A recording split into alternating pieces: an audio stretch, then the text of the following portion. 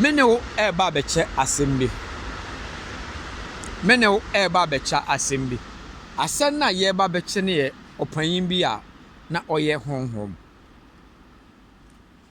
Omo ne ba ne belima anhia na omo wo no. Na saa panyin a mekan ne din de Jesus Christ. A eye Yesu Kristo. Ya na amanfo ka se Yesu Kristo a ye kana sem no. Yesu Kristo ye nipa ba akope. Yesu ba ye na owa asuafo 12. Ba asuafo 12 na Jesus Christ ne omonam no. Na one omonam no. Na Yesu Kristo ye se oka na oye miensa nti omo be ye mako 15. Na baako yi ne maaye na omo koka 14. Na Jesus Christ be wuye. Emra obe wuye no. Okoka asuafo ne 11. Ba asuafo baako biya na owa asase so no. Na oye nipa mako 3.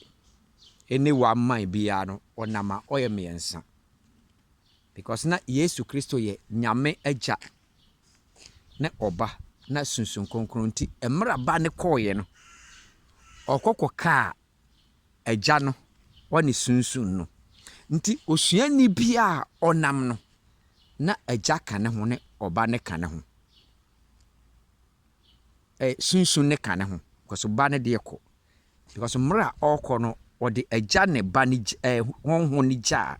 Nti ose wa wo begye honhon konkron adi no. Wo beye ne o kyere me. Ba na asofofo na nam se nyame mfro mo no. Obeka a kire wo se Yesu Kristo na one na suafo ye mako 12 na ontino was Judas frame na Judas free no omokoka 14 because Yesu no na onitumi oye nyame agya ne oba ne oyusu Yesu Kristo nti mra Yesu Kristo oba bewu no agya ne po no na honhon ne po no na okoka ono nko a nti ka se magya ade ne wapame se watiase nti uwo wiase a ayeti no se upese wunya ahodere wunya tumi na onama bompa ye se nyame agya ne mra wo so na honhon konkron no mra wo so na onam ba bi a monya miensa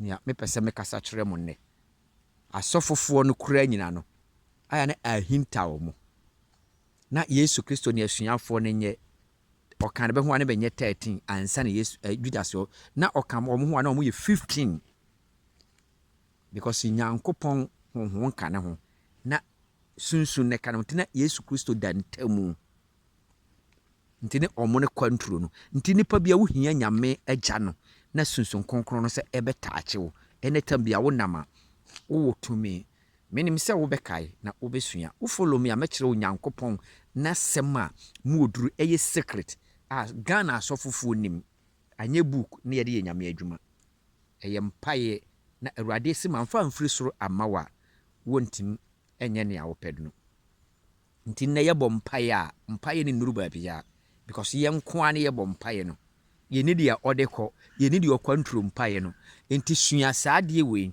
ka kire Awurade nyankopɔ se Awurade mepese wo honhom eba me so na Awurade masunsun konkron na Yesu Kristo kae ne enhye mema na yenya miensa nti da bia wo ye nyame agya na oba ne sunsun konkron no nti wo no beye oba no na sunsun ne konkron na hye wo ma meni se obetie me oba sa wo bɔ mpae a ade biara obebisa fra Awurade ho no eye adwuma ko sunsun ne kontrol wo na oba na sunsun no kontrol a anytime bia no wo kire no ye wo ye na agya nankasa ahye wo tene asofofo no aduro one school 70 no da bia omo problem